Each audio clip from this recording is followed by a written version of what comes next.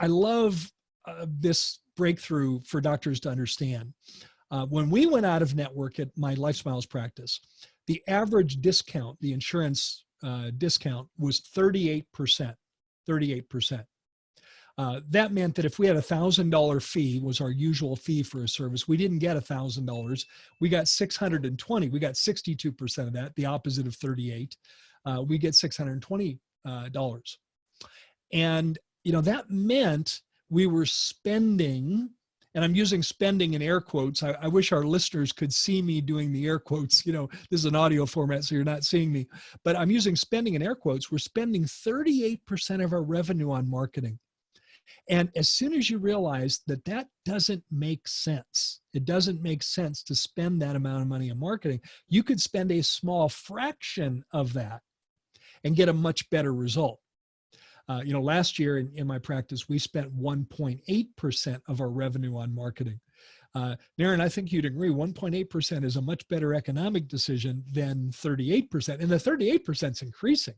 Today, that number ends up being often more like 42% because the fees are dropping from the PPO plans. One of the other comments I want to make, Naren, is that I believe that many of our listeners don't really even know the impact of their contracted fees. And here's why. Most of the software companies, whether you're Dentrix, Eaglesoft, Open Dental, or whatever you have, SoftDent, whatever it is you have, they encourage you to enter in your contracted fees to your fee schedule. So you end up, for that example that I used, the $1,000 usual and customary fee, but our contracted fee was $620.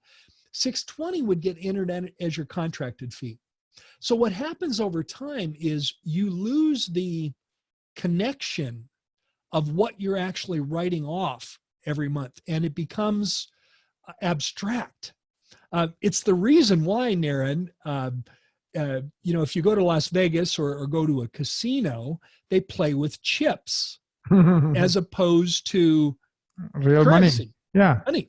I mean, a black chip's worth $100. Imagine what bettors would do if they had to lay $100 bill on the table. It has a lot more emotion to it than a black chip, right? Right, exactly. And that's really what this effect has done for dentists, is that they don't realize that they're writing off 42. All they realize is my overhead's out of control. Well, the overhead's out of control because you're giving up 42% right off the top. Right. But they don't really know what the numbers are because of the way many times they've entered the fees in, which is legit. I mean, I understand why the software does that, but it sort of distances you from the awareness of what's actually happening on a day-to-day basis. But doctors, let me come back to the point. Your past doesn't have to be your future. You can change that. And you can change that incrementally. We want to start bringing in people from other sources, from other marketing.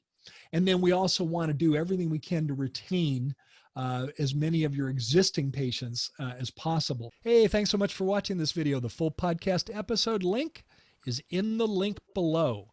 Don't forget to hit the subscribe button if you like our content.